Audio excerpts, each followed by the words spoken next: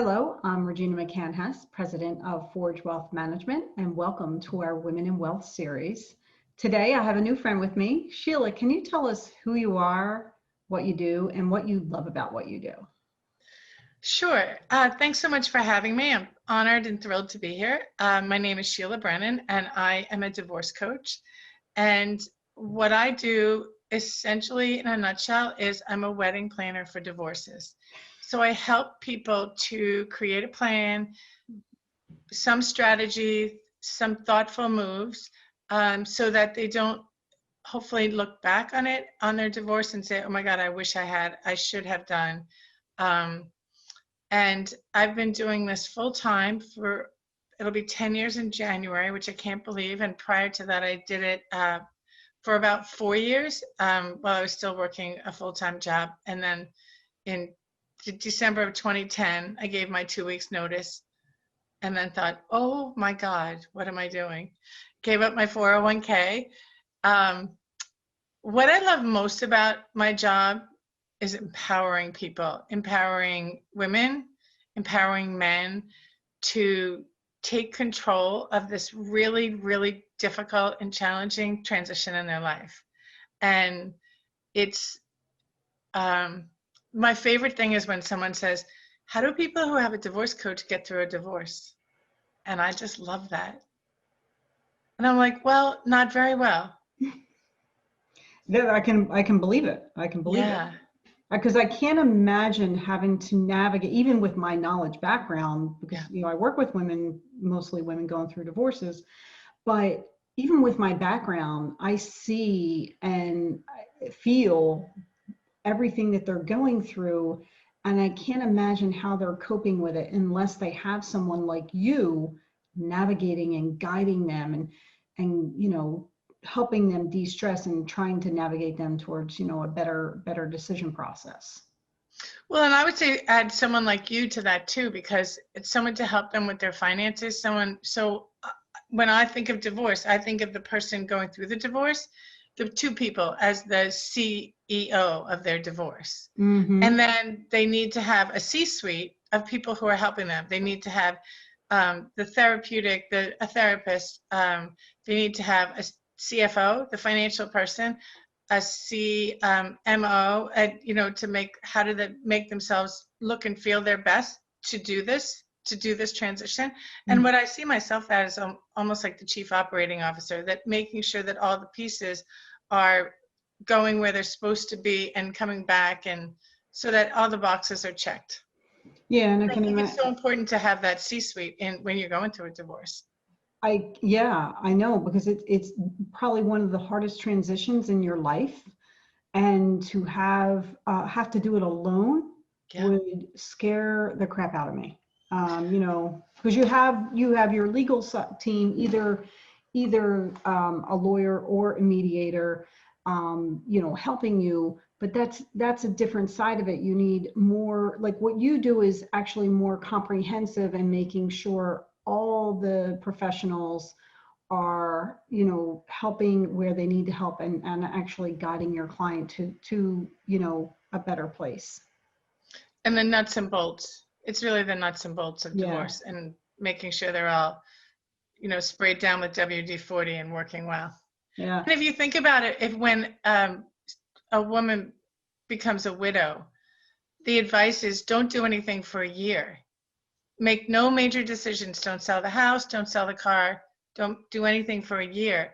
But yet divorce, which requires a grieving process, which requires so much emotionally, is, so often people are thrust into it right away without any time to debrief or take a deep breath, really. Yeah, your whole life is uprooted. Now, just like death, your whole life is uprooted, and it changes like that. Yeah. And some divorce processes are a little bit longer than others, but still it's that initial gut kick, I guess you could say, and the turmoil that you go through, and then having to disband everything that you worked for, and find, okay, well, now I have a new life, and what's that life look like? And at the same time, keep your shit together, which is really hard. Yeah. And I think one of our other divorce professional friends may have said it also. You're not at your best during that time. You Yeah. try to be your best, but understandably, there's a lot going on. Yeah. A lot of emotional, financial, legal, everything going swirling around all at once. So it's got to be tough for people. And it's a redefinition of your best. Yeah, yeah, yeah. Take it down a few notches. Yeah, yeah, yeah, for sure, for sure. Now, when someone's working with you, how long of a process is that usually? Is it just, for the entire length of the divorce, or is it a portion of the divorce? So divorces in Pennsylvania, the average divorce is 2 years. Okay.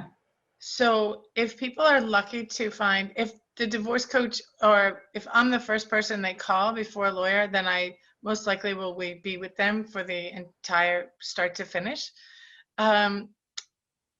People call at all different times. Sometimes people call at the very end and say, I have this agreement. Someone told me that you would read it through with me. Or people will call me after they've gone to court once and they've get a bill for $4,500 and nothing happened when they were at court. Oh, So they think, okay, there's got to be a better way because this is not going to work. So right. everyone, I have to say that um, there's no one way that most people do it. Like I wouldn't even say 51%. It's always different. And sometimes people call me after they've been divorced and they have to go back to court for either a custody issue or there's a violation of the order. So it's everybody's different. And I treat my clients, every single client is different, and it's his or her story that they have to live out. Right, right. Well, that makes a lot of sense, actually. Makes a lot of sense. How do your clients find you? So they mostly find me, I would say at the beginning, it was all word of mouth.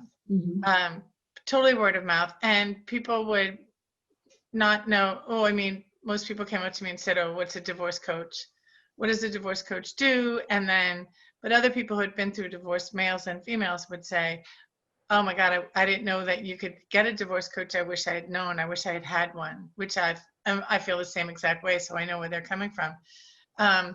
I will say in the last probably 4 to 5 years, more, but not half yet, but probably 40% of my leads come from Facebook and social media and Instagram. So that's really awesome. Or I also used to say, when somebody tells me that they Googled divorce coach and I came up and they called me as a result of a Google search, that I was going to retire. And then the first person, I'll never forget, I was like, well, how'd you find me? Because of course I always ask that. She said, Google.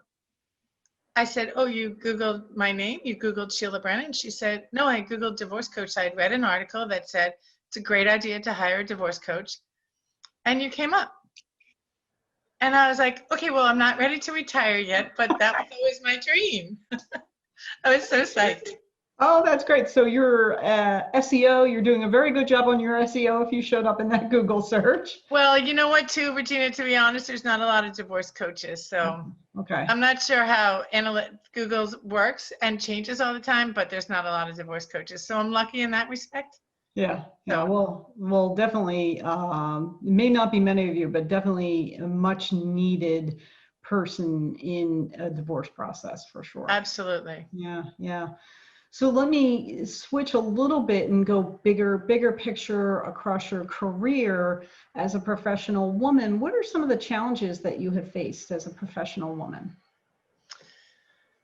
So as a professional woman, I have to say that except early in my career, like when I was working during college and when I first got out into the workforce, I wouldn't even say it was a challenge because it was so normal. Sexual harassment, inappropriate comments.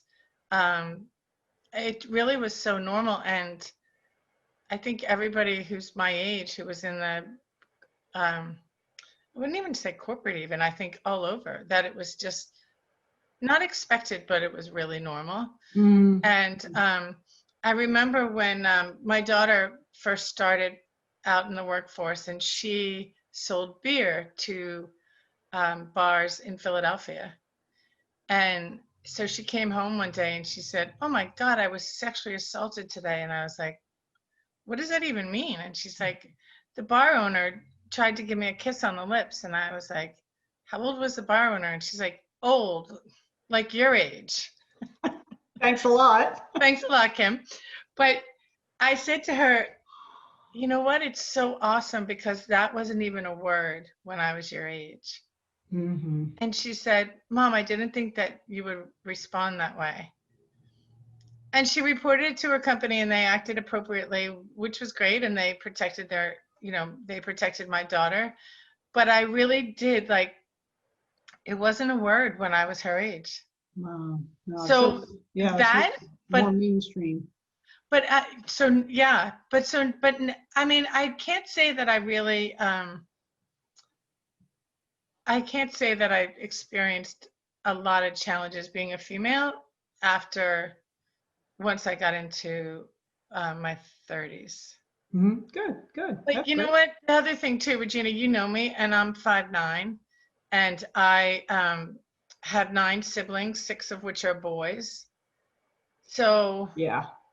um, people would be really hard pressed to mess with me. Yeah, yeah, yeah. And they would be on the losing end of that, I'm pretty sure.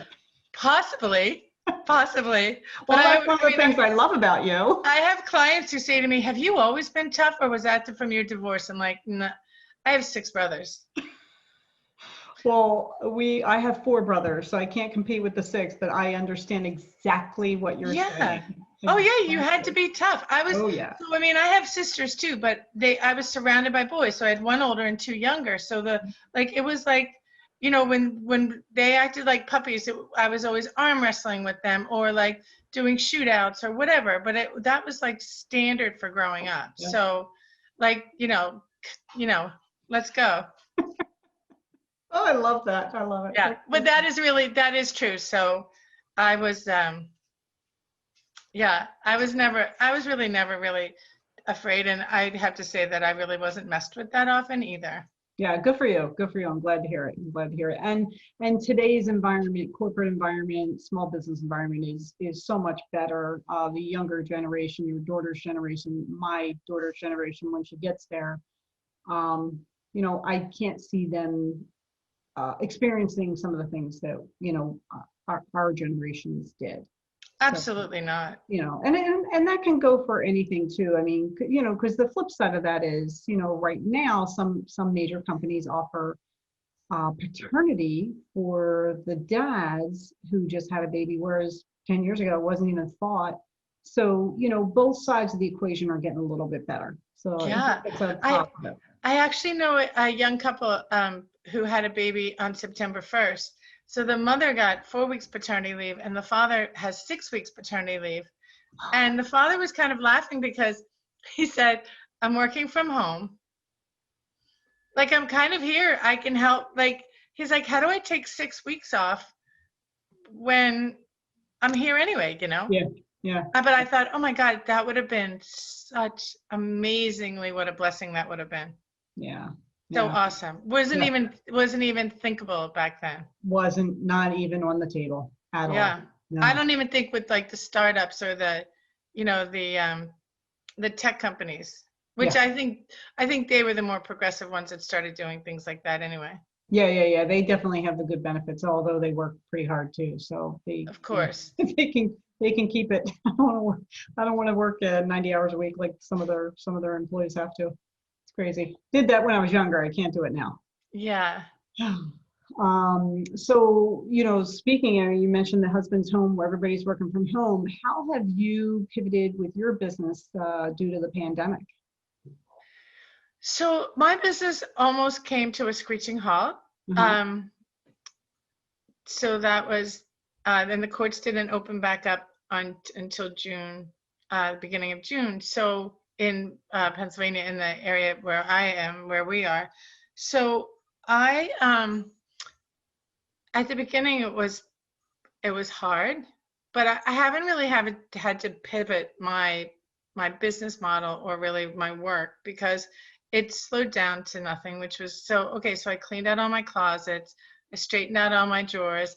I eliminated some of the books on my nightstand by reading them finally. I binge watched a few Netflix series. And I also thought, like, okay, take advantage of this time. And I had people who would call me and I would say, you need to sit tight because nothing's happening. And the last thing at this time in a pandemic, when so many people were out of work, is that you would want to give any money, thousands of dollars, to anybody to hold for you.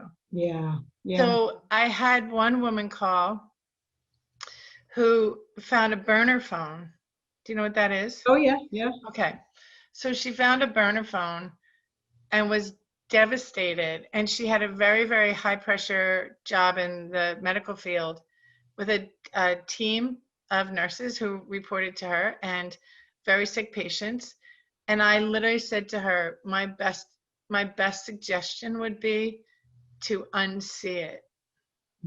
And I know what I'm asking you is like almost ridiculously, it's a ridiculous request, but you have so many people dependent on you, not to mention your kids who are home, but you can't deal with that right now. And there's nothing you can do. Right. Right. So, when the courts open up, then, I mean, so much can change between now and then. We had no idea when they were going to open, Yeah. So anyway, I had a number of calls similar to that, maybe not as, when I said to her, at the end of the call, I said, thank you for the work that you're doing. She started crying. And I think just it was such a release. Yeah. But so I haven't heard from her. So I don't know what happened, but that was one that broke my heart. But Yeah. so no, I mean, I just really went for a lot of walks. So I have to say that it was lonely, but I enjoyed the time. Yeah, good for you. Good for you. Well, it's good time well spent. You do have to kind of look at things and say, all right, well, where's the positive? And the positive there is you had time for you that you never would have had before until later in life. But, maybe, every once in a while, our bodies need a recharge, our minds and our souls need a recharge. And maybe it was a good time to do that. Well, I remember one day I woke up at 8:45 and I thought, what the hell? And it was like, oh my God, like not setting your alarm, even though I don't do that on weekends, but I still always have a million things to do. So I would, I would never sleep until 8:45. Yeah. Like I was like, oh my God, that's such a treat. It's harder to do that too. You wake up, you're like, oh my God, I can still sleep in, and 8:45 is sleeping in for us. Like, well, yeah, no, 8:45 is definitely sleeping in, but yeah. it was just funny because I was like, oh my God, like I felt like I'd missed half the day, and come on, but yeah, I had right. a bunch of text messages, and it was just fun that I didn't have to, or just like going to bed and like thinking, what day did we just finish, and what day is tomorrow? I think that I saw. Not to say that there weren't days that were very difficult, because there were, but I tend to see like the funny things, and even if it's not funny, I try to make it funny. Yeah. So I mean, TikTok got me through. Yeah. I became addicted to TikTok, and then my daughter, she wasn't on TikTok, she still isn't, but she would laugh because she's like, oh God, because I would be sending them to her, the ones that I thought were funny, and she's like, Mom, stop sending me these TikToks. And I was like, okay, well, when I send you my own TikTok video, then we'll know. Like, Mom, get off TikTok. For right now, I'm just she'll come to your house, take your phone from you, and definitely manually take you off of TikTok. She would so totally. Oh my God, she would kill me. That would be hysterical. You should do it just to get a rise out. Like nothing like crazy, but like don't post it, but like say you did and just send her. She'll be like freaking out. That would be hysterical. They're so funny. I mean, she has put me several times, unbeknownst to me, on Snapchat. Yeah. Then I'll be like, I'll see her holding the camera up, and I'm like, you're recording this, aren't you? I mean, well, she's like, I'm not posting it. I'm just sending it to 20 friends. Yeah. I'm like, what's the difference? Yeah, seriously, at that point. Yeah. Anyway, so that I did, like, I would go into like a TikTok hole Mhm. sometimes, but would always lift my spirits. So Pretty cool. Pretty cool. Now, I know you just had some time off, but then, I'm sure you're going to be very busy now that the courts are back open and running because the divorce rate went up a little bit from everybody being quarantined together. And sadly, there were, some cases where people were already in the process and just kind of had to sit tight. yeah. Uh, yeah, so that's going to have to work its way through. But in the future, what is your retirement vision? How do you see it playing out for you?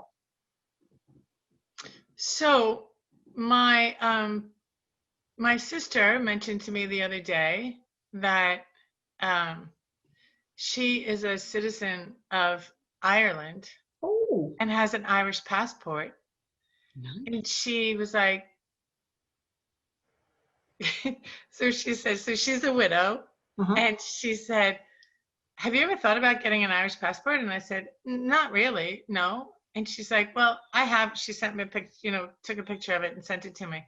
And so she was like, how about you get your passport? And then she named the places in Europe, in the EU, where she would want to live. And then I would visit and live like for a period. I was like, I think we should um, like live abroad and have our kids visit us. And she's like, yeah, we'll call them our gap years. So it actually was like the first, I mean, I do think about retirement. I'm not like, I'm like within really considering it, but I love what I do. I really, truly love what I do. So I think as long as the phone's ringing, I would always work. Um, but that was like really, and I thought, oh my God, so I'm working on she had some of the documents, obviously, that I needed, but I'm working on getting birth certificates and applying for it. So I may be doing a few gap years in the EU. That would be fun. So that'll be at the start, but it really was when we were talking about like having the kids come and visit us, as opposed to what normally happens. The kids go study abroad and the parents visit for a long weekend and they're there for 4 months. Yeah, yeah, and we're paying for it. Yeah, and they're loving it, hopefully. Yeah. Anyway, so that was like the first time, and I thought, oh my God, that would be so awesome. And someone goes, and people get divorced in Ireland. I'm like, yeah, not really. Their divorce process is really, it's legal nowadays, but people, they still don't really get divorced much. But I could find something else to do. Yeah, definitely. Well, I like that vision. It sounds fun. Gap years. Yeah, I like it. I like it. New gap years. I like it. Because I say sometimes I'm going to come back as my kids, but I don't know if I'm going to be a teenager again. So, I don't think I'd want to be a 23-year-old again. Yeah, that's true. That was better than teenage years, but oh well. Oh, teenage years were brutal. Yeah. We all have 3 teenagers in the house, so that's why Do you? I'm How old are your kids? 13, 16, and 17. Oh, God bless. Yeah. It's very interesting. You expect certain things from the girls, and it's really a surprise when the boys go through similar things. You're like, wait a minute, I thought just girls did this. Like, what's going on here? Nobody told me about that. And how old's your son? My oldest son is 17. He's a senior in high school. And my middle guy is 16. He's a junior in high school. He's an early birthday. And then Bridget, she's my youngest. She's 8th grade. Yeah. Oh, okay. So it's going to be fun. It's going to be fun. Yeah. Hold on. I know, right? I am. I'm just going to keep working so I can avoid teenagers. Yeah. Oh, it's funny. They're fun. Yeah, exactly. So Sheila, if anybody wanted to reach out to you, find out a little bit more about you, your practice, where would they go to find some information? Brennan Divorce Coach. Mm-hmm. BrennanDivorceCoach.com, and they can Google me. Oh, yes, they can Google you. Divorce coach. Sheila Brennan. They should divorce coach extraordinaire. Yeah, or I also like the divorce coach. Also can do divorce coach Wayne PA. There you go. There you And go. the other thing too is that I have helped people really. I've had a few international clients, but I help people from all various different states because how divorce is done from state to state and even county to county is Yeah, different. very different. But the figuring out what you're going to do with a parenting schedule, what you're going to do with your assets and your debt and your cars and everything and all your possessions, it's the same regardless of where you are, regardless of the language that you speak. So Yeah. I have helped people. Most of my clients are from the Mid-Atlantic and New England because I started my business in New England. But yeah, but you can do, if you do, that's why I said Wayne, PA. Yeah. Oh, that's great. So divorce coach Wayne, PA, I'll come up. Okay, awesome. I'm going to Google you after we're done recording. See if you come up. Google me. Google everybody. That's great. All right. Well, thank you for joining me. Oh, Always a pleasure. Thank you. It was a So pleasure. awesome. Yeah, this is fun. And I know see you soon or talk to you soon. For sure. And I want to thank everyone else for watching us on our Women in Wealth series. And you can follow me on our social media platforms, Facebook, Twitter, and YouTube at Forge Wealth. On LinkedIn, you can follow me as Regina McCann Hess. And of course, our website is forgewealth.com. Thanks and have a great day.